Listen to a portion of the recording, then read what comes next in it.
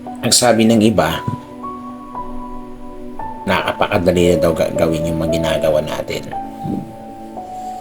Pero hindi nila alam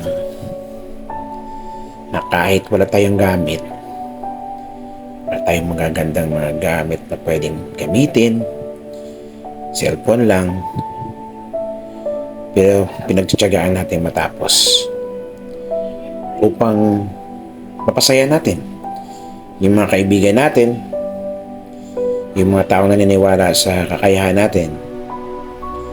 Kaya huwag tayong malungkot kung napakagara ng mga gamit na makikita natin sa iba.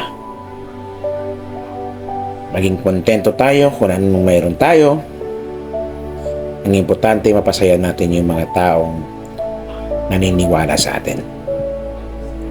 Kaya eto ang aking ginagawa upang mapasaya ang mga taong naniniwala sa ating kakayahan.